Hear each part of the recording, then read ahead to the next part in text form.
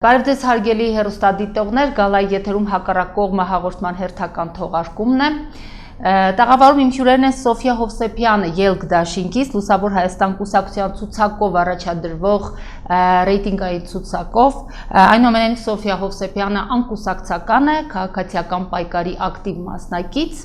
ընտրություններին մասնակցելու է պարզապես Ելք դաշինքի ցուցակով։ Մյուս կողմում Արսեն Պետրոսյանը Հույդա ներկայացուցիչ եւ նաեւ Հույդա ցուցակով, ռեյտինգայի ցուցակով առաջադրվող падգամավորի տեխնացու։ Շնորհակալ եմ իմ հրավերը ընդունելու համար։ Պարոն Պետրոսյան, թիմ ընտրություններին Հույդան կարելի ասել անհաջողություն ունեցավ։ Չկարողացավ ձեր կուսակցությունը հաղթահարել 5%-ի արգելքը եւ բնականաբար այս իմաստով կարող ենք ասել, որ մեծ էր անհաջողությունը շատերի մոտ, ովքեր մտածում են, որ Հույդան ունի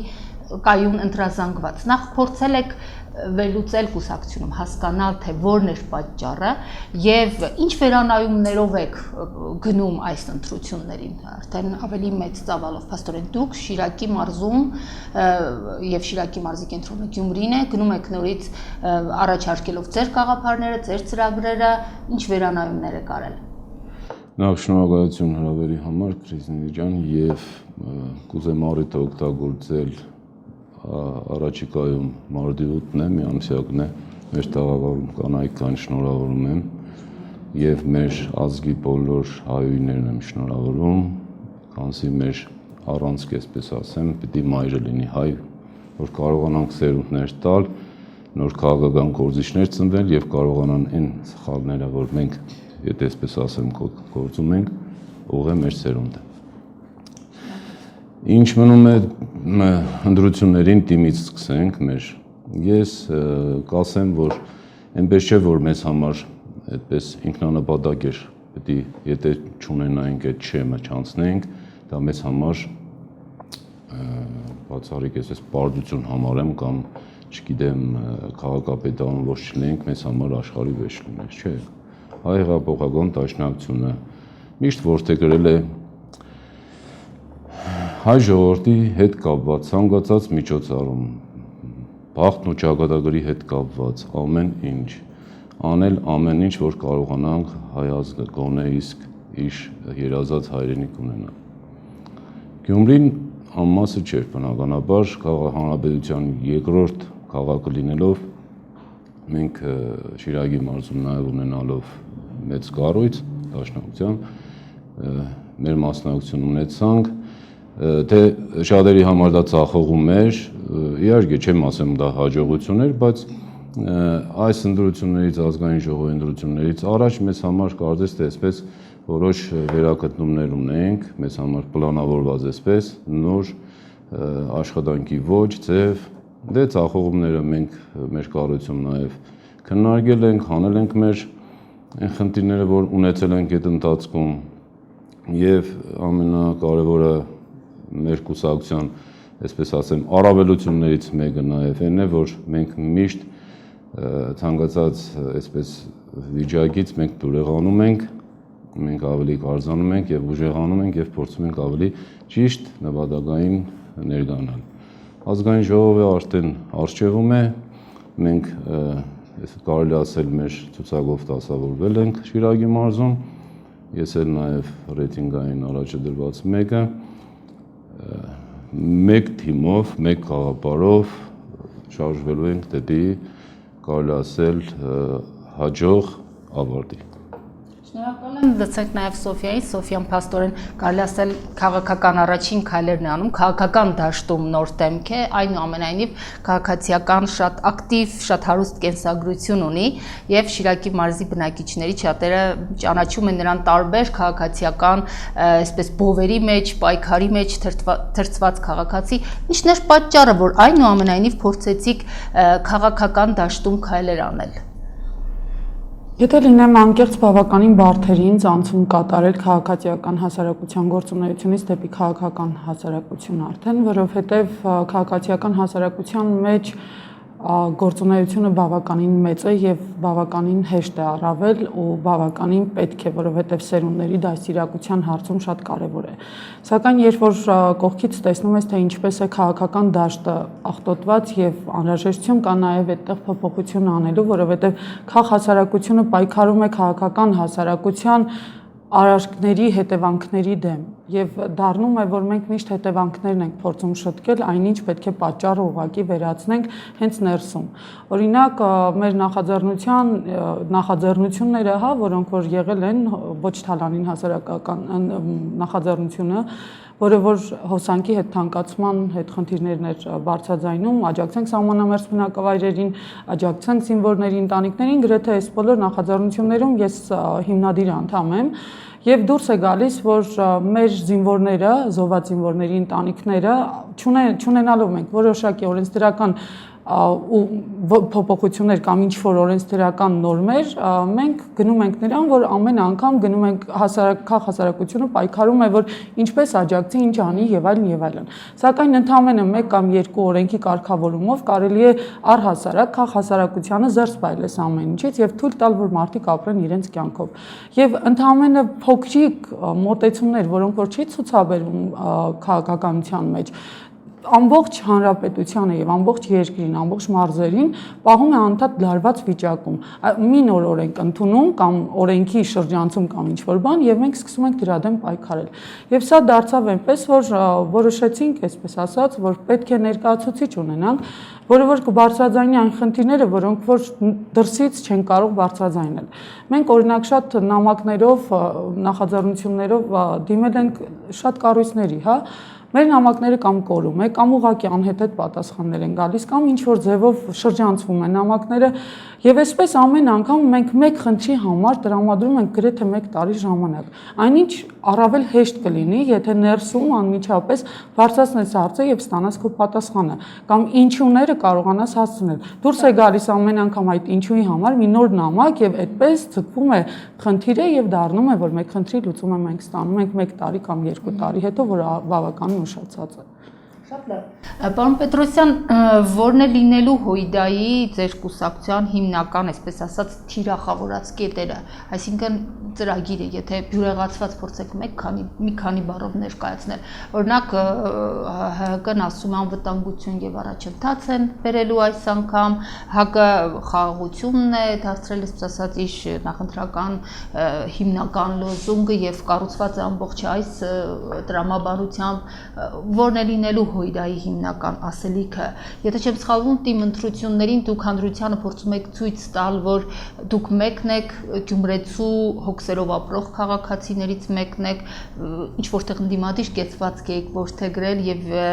փաստորեն դժվար եղավ նաեւ բացատրել, թե ինչու այնուամենայնիվ ՀՅԴ-ն իշխանության հետ է, կոալիցիա է, բայց ասենք դժգոհ են իրականությունից եւ Գյումրիում ընդդիմադիր կեցվածք ունեն։ Այս անգամ ինչ կեցվածքով եւ ինչ գաղափարներ եք առաջարկելու։ Մեր կարգախոսն է նոր սկիզբ եւ արդարություն, ոնց որ թե բոլոր քաղաքական ուժերի մոտ արդեն առանցքային երևում է ինչի վրա մեղը տրված, մեզ մոտ նոր սկիզբը, նոր ձևակերպված արդեն իսկ համանդրական փոփոխություններով սկսված են առաջընթացն է, որ խորհրդարանական ենք այսուհետ այլ թե իրականություն է դարձել ենք այդ սկիզբն ենք մենք որդեգրել, որ Հայաստանի Հանրապետությունը ոտք է դրել մի արդեն մեծ, այսպես ասած, լայն հարթավայր է ոտքը դրել, որտեղ կարող է պետք է սկսել հենց համանդրական, հենց օրենքի դաշտից։ Հենց մեր Սոֆիայի ասածերն էր, որ բյուրոկրատական այդ չինովնիկական մեր քաշքշուկների պատճառով որոշ օրինագծեր նաև մնում են։ Դա խորհրդարանական կառավարման ոճը ձևը, դա քաղաքական կուսակցությունների նաև բնորոշ, այսպես արդեն պայքարի ձևն է, որը շատ արդյունավետ է, գրեթե կարելի ասել այն միջազգային երկրներից, որտեղ ամեն մեկը այդ հաջողված են մեծամասամբ, եւ մեր հիմնական առանցքն է, դա արտարությունն է, որ դաշնակցությունը մշտապես ամեն ինչ մեր ամբողջ 126-127-րդ տարին արդեն մենք արդարության համար ենք պայքարում։ Դա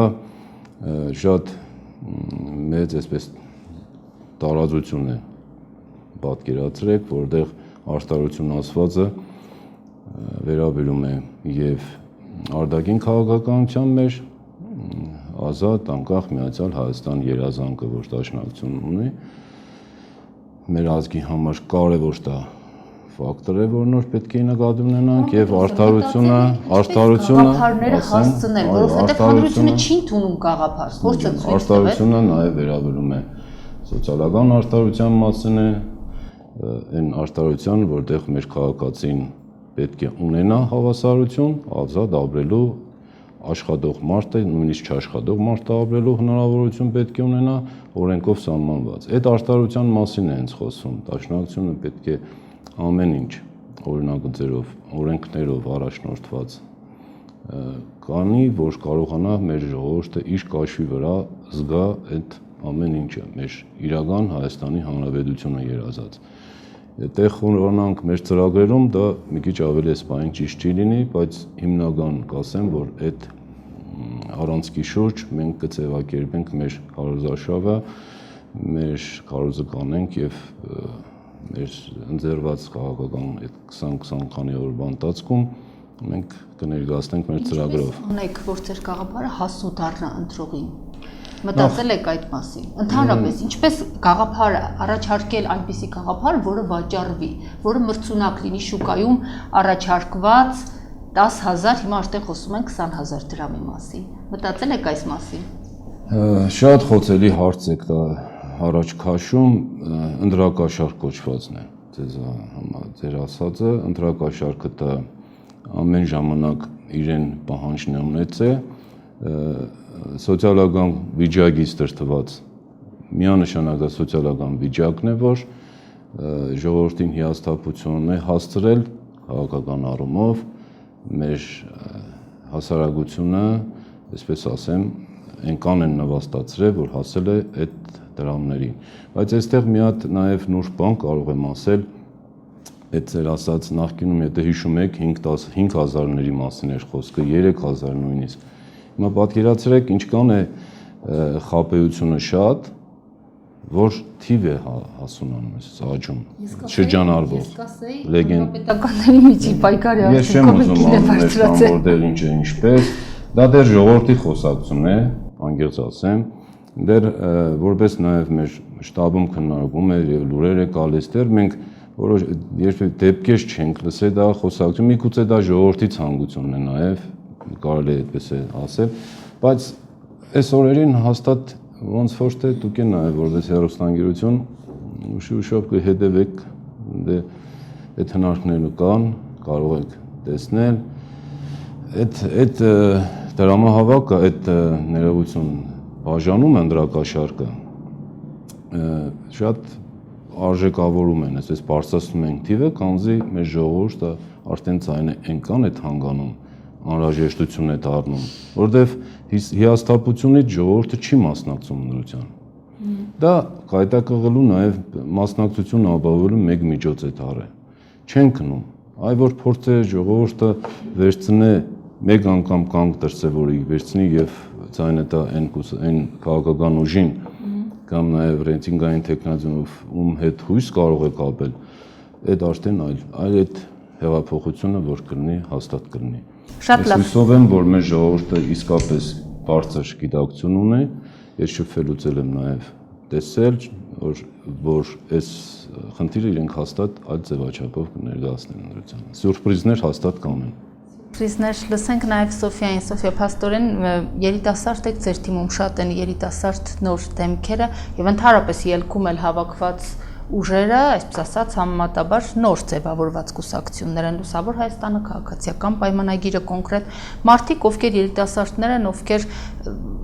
ունեն այնպես չունեն ճանապարհ, անցած այնպիսի ճանապարհ, որ հետո ամաչեն կամ այնուամենայնիվ մտածեն կամ ժողովրդին փորձեն այլ բան համոզել։ Ավելի թարմ է ձեր նաև, այսպես ասած, առաջարկած եւ գաղափարները եւ պիտի հետեւաբար մտածած լինեք, ինչպես հասու դարձնել գաղափարները։ Երկու արգելք եք հաղթահարելու, մեկը пассив ընտրողին ակտիվ դարձնել, ստիպել գնալ ընտրություններին, եւ երկրորդ արգելքը ինչպես անել, որ գնահատեն գաղափարը, այսինքն այս դեպքում պետք է ավելին առաջարկեք, քան 20000 դրամն է։ Ենթադրենք նախկինում ասում էին ավելին, քան 5000 դրամն է, բայց շատ դեպքերում ինչքան էլ ցավալի է, մեր հանրությունը իսկապես մտածում է այս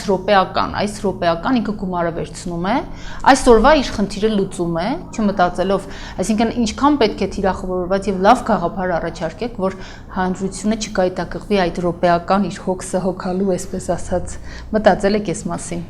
Մտածել եմ բավականին շատ, երկարատև աշխատանք է պետք իրականում եւ այս աշխատանքը պետք է սկսվեր շատ վաղուց։ Իհարկե ելքդաշինքի երիտասարդ ներկայացուցիչները հենց այսպես էլ առաջ են գնացել, այսինքն իրենք շատ վաղուց աշխատել են մարդկանց արժեհամակարգի փոփոխության եւ մարդկանց արժանապատվության,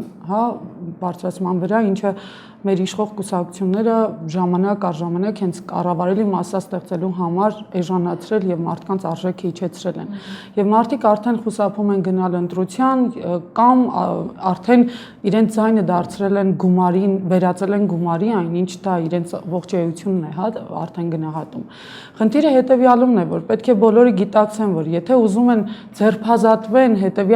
հերթական անգամ իրենց ուղակի թուլացնելուց, իրենց կարծիքը հաշվի չառնելուց եւ այլնից, պետք է մեկ անգամ որոշում կայացնի ժողովուրդը, մեկ անգամ կամք դրսևորի։ Էական չի, ես որքան էլ այսօր ասեմ, գիտեք, գումար մի վերցրեք, գումարը բավականին գայթակղիչ բան է այն մարդկանց համար, ովքեր ունեն տնտեսական լուրջ խնդիրներ, ովքեր ունեն հացի խնդիր լուծելու։ Իրենք պետք է մաքսիմում գոնե գումարը վերցնելու դեպքում այնքան կամք ձևավորեն, որ երբ որ տեսնում են իշխող կուսակցությունները եւ այն մարդիկ, ովքեր որ ունեցել են լծակներ եւ իշար ժողովրդի եւ մարդկանց չեն ծառայեցրել եւ այսօր նորից խոստումներ են տալիս, որ այ կլինեմ, եթե պետք է լինես եւ անես, ուրեմն պետք է եղած ժամանակ արդեն արած լիներ։ Իրենք սրանով պետք է առաջնորդվեն եւ գնան այ ճակերտներում ասեմ, այս հեղափոխությունը ոչ թե դա ինչ որ մի մեծ այ հոգու հեղափոխության պետք է գնան, ոգու հեղափոխության, որովհետև ամեն մի ձայնի վաճառքը, որը նորից լճացված վիճակում ստեղծել է այս պետությունը, սա մեր զինվորի թիկունքն է, սա մեր զինվորի ապահովումն է, այսպես ասած։ Մենք անդադ խոսում ենք մեր զինվորների անվտանգության մասին։ Զինվորի անվտանգությունը առաջին հերթին պետք է լինի թիկունք անվտանգ։ Եթե մենք ունենք այսօր տնտեսական մի վիճակ, որտեղ զինվորն իրեն ամուր չի զգում, դատարկվող գյուղեր, դատարկվող ամբողջությամբ համայնքներ եւ այլն, դուրս է գալիս, որ այն խնդիրը, որը մեր առջև առաջին եւ գլոբալ դրել ենք բանակի հզորացման ծրագիր եւ բանակի թիկունքն ենք մենք դատարկում, ուրեմն մենք չենք գնում այդ ծրագրի իրականացմանը։ Եվ այստեղ յուրաքանչյուր մարդ ունենալով զինվոր պետք է ինքը գիտակցի, որ պետք է այդ հոգեբանությունը իրենց փոխեն եւ այդ ոգեղենությունը զինվորից ավելին իրենք գտնեն եւ հաղթեն իրականում այս իշխող դասակարգի հենց արդեն պրիմիտիվ մոտեցմանը։ Ինչու են իրենք պետք է գիտակցեն, ինչու են իրենք գումար առաջարկում ձայնի դիմաց, որովհետև իրենք էլ շատ լավ գիտակցում են, որ իրենք չեն արժանացել այդ մարդկանց ընտրությանը եւ մարդիկ իրենց ուղակի չեն գնա ընտրի ու պատիվ զգան դրանից։ Դրա համար իրենք փորձում են գնել արդեն մարդուն, դարձնելով այստեղ շուկայական հարաբերություններ։ Մարդը պետք է յուրաքանչյուրը կամքը դրսևորի, մեկ անգամ թեկուզ եւ գումար վերցնելուց գնա եւ ընտրի այն մարդուն, որ գիտեն, որ անշահախնդրոր են անում իր գործը առանց լծակներ ունենալու, առանց պաշտոններ անելու եւ ամենակարևորը պետք է հասկանան, որ հենց իրենցից է սկսվելու փոփոխությունը, հենց ներքևից է սկսելու փոփոխությունը, վերևից փոփոխություն չի լինի, որովհետեւ յուրաքանչյուրը այնտեղ իրենց տեղում նստած սպասում է, թե ինչպես իր պաշտոնը պահի, բայց ներքևից եթե փոփոխությունն եղավ, հենց այդ պաշտոնը կծառայեցվի ժողովրդին։ Շատ հետաքրքիր մի վիճակ է ստեղծվել հենց ազգային ժողովում, ազգային ժողովը առհասարակ մեր երկրում չունի իր դերը եւ չունի իր արժեքը։ Գերագույն խորհուրդ լինելով հանդերձ, մարդիկ միայն գնում են,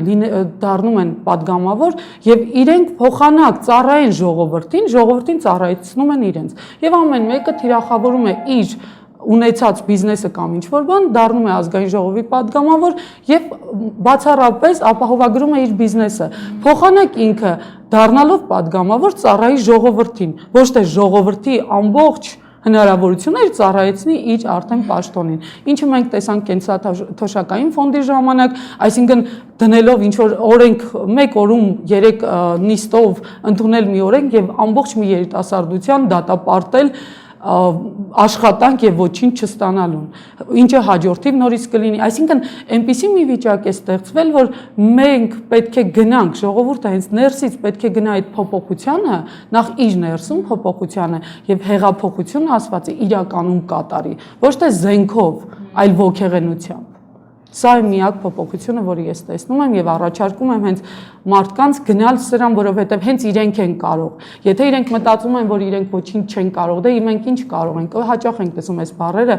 ավելի քան ձեզանից ոչ մեկ չի կարող։ Եվ դուք պետք է լինեք ձայն տվողը եւ պահանջողը։ Ինչու այսօր չեն պահանջում, որովհետեւ իրենք իրենց կամքով չեն ընտրում։ Երբ որ իրենց կամքով ընտրեն տվյալ անձին, հենց այդ տվյալ անձից էլ կունենան մեծ պահանջներ։ Իսկ այսօր շատ լսել ենք արտահայտություններ, երբ որ տվյալ համայնքի ազգային ժողովի падգամավորից շրջանի գնացել եւ ինչ որ պահանջ են ներկայացրել, այս խնդիրը կա, թեկուզ գյուղատնտեսական բարձրաձայնի ես քեզ եմ ընտրել, ինքը շատ հանգիստ ասում է դու ինձ չես ընտրել, ես քեզ գնել եմ։ Այսինքն նշանակում է, երբ որ այս արտահայտությունը կա, այլևս մարդը չի կարող պահանջ ներկայացնել, դրա համար պետք է ընտրի եւ ավելին պահանջի, քան իրականում իրավասությունը։ Թերևս մտածում ենք, որ այս նոր ընտրակարգի հետ կապված, փոփոխության հետ կապված կվերանան այդ մտավախությունները, որովհետեւ մեծամասնականով ընտրակարգներ թույլ տալիս գնալ այդ մեթոդներին։ Այնուամենայնիվ ռեյտինգային ընտրակարգը կարծես թե մեծամասնականի մի քիչ փոփոխված տարբերակն է եւ նաեւ ռեյտինգային ընտրակարգով պայմանավորված դեռ քարոզարշավը չսկսված արդեն բավականին սուր ընթացք է ստացել այս նախաքարոզչական ընթացքը խոսքը Մասիսի դեպքերի մասին է Սայաթնովա գյուղում տեղի ունեցավ թանկահարություն երբ 3 օրինակ ԲՀԿ-ական падգամավոր Նաիրա Զուրաբյանը հայտարարեց որ իրենց ԲՀԿ-ական անդամին տանկահարողը հանրապետական կուսակցության падգամավորի շտաբի պետն էր եւ այլն եւ այլն դարբեզ այս ռեյտինգային ընտրակարգը չեք գտնում որ ինչ որտեղ երկիրը կարող է նաեւ քաղաքական ճգնաժամի հասցնել բավականին սուր ընթացք ստան, այսինքն պայքարը կներեք ոչ միայն կուսակցությունների մեջ, այլ նաև ներկուսակցական պայքար, իսկ եթե հաշվի առնենք, որ որոշ կուսակցություններ պարզապես իրենց կուսակցական ցուցակներում սիրում են հեղինակություններ, հեղինակավոր մարդկանց վերցնելու։ Տեսեք նայեք ինչպես է ստացվել։ Երբ սահմանադրական փոփոխություններից հետո նախքան, այսինքն այդ մինչ մեր համագործակցությունը հանրապետական կուսակցության հետ մեր 7 կետերի հայտնի 7 կետերից մեկն էր, որ համամասնական պետք է լինի այսուհետ ընդրական կարգը։ Եվ վերջնական այդ համագործակցությունը ստեղծվեց հրշագագիրը եւ նաեւ այդ 7 կետերի ընդունման հետ կապված մենք համագործակցության գնացինք դա մի հատ մեծ կարևոր փոփոխության սկիզբն էր հենց որովհետեւ մենք այս ուղղությամբ կասեմ, որ ռեյտինգայինը մեր պատկերացումների մեջ մի քիչ այլ էր։ Մենք ռեյտինգայինը ոչ թե մարզերով էինք, ընդրատարածքներով էինք առաջարկում ներկայացնել, անցկացնել, այլ հանրապետական մասշտաբով։ Ինչ է դա նշանակում, այսինքն դեռ չներկայացնեմ, թե ինչպիսի արդեն այդ պարագայում հանրապետության ավելի շատ տեկի ծանոթ դեմքեր կայտնվեին, այդտեղ ռեյտինգային ցուցակում ամեն մի կուսակցություն կառաջադրեին կարելի ասել խոսքից համար ներողություն ավելի հայտնի, ավելի գիտակ, ավելի մշակույթից եւ բոլոր ոլորտներից մարդիկ, ովքեր կարող են իսկապես լայն ներգանալ հանրությանը։ Սպորտը ցույց է տալիս, որ այդ մարդիկ ռեյտինգ չունեն։ Գիտեք, համագործակցությունը տեսեք նայեք ինչ նույն ձեր ցուցակում բժիշկը չուներ ռեյտինգ, այսինքն։ Տեսեք նայեք ինչ ստացվեց։ Ստացվեց այնպես, որ մեր այս առաջարկը չանցավ, եղավ ընդրատարածքներով ռեյտինգայինները։ Լավ բան է մրցակցությունը, ես դրանում վատ բան չեմ տեսնում, բայց վատը այն է, որ այն արժեհամակարգը, որ որտեղ գրել ենք, այդպես պետք է անենք, այդտեղ փչացնում են։ Փչացնում են ոչ թե ասեմ ձեզ բոլոր ռեյտինգայինով առաջադրվածները, այլ 1, 2, 3 հոգու վարկագից կարող է ամբողջ մի հատ, այսպես ասեմ, ամբողջ այդ դաշտի վրա ցեղլեցվի։ Հենց դիպ քաչ գիտակցեն քաղաքական ուժերը, որ այո, ամեն ինչ պետք է անեն, որ մեր որտեղ գրած այս քաղաքականությունը ժողովրդին ինչպես ենք ներկայանում։ հենց այդպես էլ ժողովուրդը մեզ հետո քննադատական կտա, չէ՞։ Ամեն մեկս որպես տեխնացուներ մենք պետք է ներգանանք ավելի լավ, ավելի հայավարի, ավելի կոնկրետ գումրվա պես ավանդույթներով, որ քաղաքացին ընտրի, այլապես եթե մենք սկսենք մեր բարբարոսությունը այսպես ներկայացնել, կստացվեն, որ մեր իսկ ժողովրդի կողմից համանadrական փոփոխություններով տարված մեր ժողովրդին արածը արդեն մենք ջուրն ենք լուծում։ Չէ՞ որ վերջի վերջո ժողովուրդն է ընտրել համանadrական փոփոխությունները, դա փաստ է։ Չի կարելի այդ մեծամասնության արածի վրա ցեխ ցպնել։ Իհարկե վստահ եմ, որ քաղաքական կուսակցությունները, ղեկավարները մեծ կամ կդրսևորեն եւ այդ երևույթներին կոնե քարոզարշավի շրջանում, այո, նորմալ հարթություն, որ ժողովուրդը վերջի վերջո վերջնական չհիաստափվի։ Այն մասսան, որ ասում ենք, գիտեք վադը որն է, որ մասնակցության այդ 40-50%-ը, որ ասում ենք մասնակցում են, չէ որ այնտեղ մենք 100% եթե հաշվենք, 50%-ը մնում է չմասնակցած, բայց 50%-ն է, որ հանրապետությունում չեն, լքել են այդ հիասթափություն, այդ բարբարոսությունից լքվածներ կան, դաշնակցությունը նաև հետևողականորեն պայքարելու է նման հարադավոր երևույթների դեմ։ Չէ որ մենք պատկերացրեք Սփյուռքի ամբողջ կառույցները մեր ինչքան չանք չեն խնայում եւ հայտարարի հետ կապված մեր արտաքին խնդիրների եւ նաև հայապահպանության հետ կապված եւ մեր սփյուռքահայերին ներգրավելու մեր քաղաքական նաև թեկուս կյանքում ինչի՞ չէ պետք է կարողանան մենակ Հայաստանը չէ ամբողջ 10 միլիոնը մենք ամբողջ աշխարհով ենք վերջը մեր մնացած ազգաբնակությունները պետք է տեսնում են չէ այս բարբարոսությունը Պետրոսյան համապետական է ընտրությունը այնուամենայնիվ քանի որ կոնկրետ հիմա գյումրեցիներ են մեզ լսում, Շիրակի մարզի բնակիչներ են մեզ լսում եւ դուք նաեւ երկու տեխնացուներն էլ Շիրակի մարզի ռեյտինգային տեխնացուները կամարվում, ուզում եմ շատ կարճ յուրաքանչյուր ներկայացնեք, ինչու պետք է Շիրակի մարզի բնակիչը ընտրի կոնկրետ ձեզ, հենց ձեզ, ոչ թե Հույրայից, այլ կոնկրետ ձեզ ռեյտինգային տեխնացու։ Շատ լավ է Գյումրին, շատ տեկիչ ճանաչում են ինձ ընտրելով ինձ ընտրում են իմ անցած ճանապարհը, իմ կենսագրությունը, երբեք դաստիարակված լինելով այդ ոգով չեմ ամաչե քաղաք դուրս գալուց, իմ հոր քայլերով, ասեմ, եւ երբեք պետք է չամաչի իմ սերունդը, իմ ընտանիքը եւ այդպես է պետք է գյումրեցին, շիրակցին ռեյտինգը ընտրելուց առաջնորդվի ընտրել ձայնը տալ այն մարդուն, ովքեր ունեն կենսագրություն եւ աշխատել են իրենց կենսագրությամբ հայ ազգի ինչ որ մեկ քայլ առաջ շարժելու կամ օգնելու կամ ինչ որ բանի համար կոնկրետ հայ ազգին դրական դիցքեր ենք տալու մենք ես գոնե այդ կարող եմ խոստալ որ կլինեմ հետևողական եւ համար Շատ լավ։ Տեսենք նաև ձեզ Սոֆիա, ինչու տա ելքին ձայնի եւ ինչու տա կոնկրետ ձեզ քաղաքացին, որովհետեւ առանց ռեյտինգայինով առաջադրվող քաղաքացիի չեք խոստանում։ Նախ առաջին հերթին ինչու ելքին տա ձայն, որովհետեւ ելքը այս պայն նոր ստեղծված մի դաշինք է, որի անդամները բացառապես այն մարդիկ են, ովքեր որ ամեն ինչ արել են երկրի եւ տնտեսական եւ հոգեբանական եւ կրթական զարգացման համար Երկրորդը ինչու ինձ այս առումով կարող եմ ասել ինչ նրա համար, որովհետև չունենալով որևէ քաղաքական ամբիցիաներ, չունենալով որևէ պաշտոն գրավելու որևէ ցանկություն, տարիներ շարունակ արդեն 10 տարի լինելով քաղաքացիական հասարակության հիմնաքարը, այսպես ասած, գրեթե բոլոր նախաձեռնությունները, որոնք որ ստեղծել եւ գնացել եմ դեպի այդ նախաձեռնությունների հաղթահարման ճանապարհով, բացառապես եղել է իշա ժողովրդի եւ ոչ թե իշա ինձ։ Եվ այսօր կանգնած եմ այն խնդրի առաջ, որ շատ շատերը տեղյակ չեն անգամ, որ երբ այն ժամանակ չկար անգամ քաղաքացիական նախաձեռնություններ ու նոր էին սկսվում, այդ ամեն ինչի հիմքում կանգնած եմ եղել ես եւ կանգնած եմ եղել, որպեսզի ծառայեցնեմ իմ պոտենցիալը ունեցած զարգացնեն որոշակի բաներ։ Ընտրելով հավանաբար, այսպես ասեմ, հա, ինձ կունենանք շարունակությունը եւ ավելի մեծ ծավալներ գործունեության, որոնք որ իմ առջև դրել եմ, դրանք կարող են լինել թիկունքից դեպի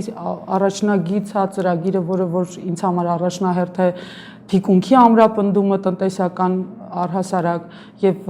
նաեւ ինչու՞ չէ մեր կրթական ծրագրերը, որոնք որ բավականին լուրջ խնդիրների առաջ են կանգնած։ Եվ եթե մենք ունենանք այսպիսի պետություն, այսինքն ունենանք ամուր թիկունք, մենք ունենանք բացառապես ամուր բանակ եւ կունենանք չարտագաղթող արդեն, հա,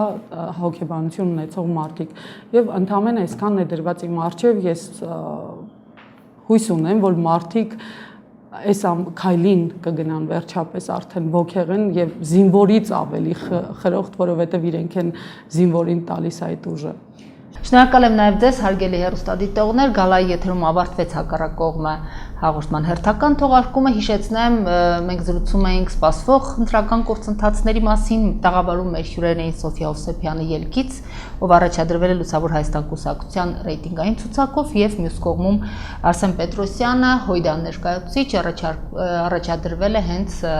Հույդա ցուցակով, ռեյտինգային ցուցակով։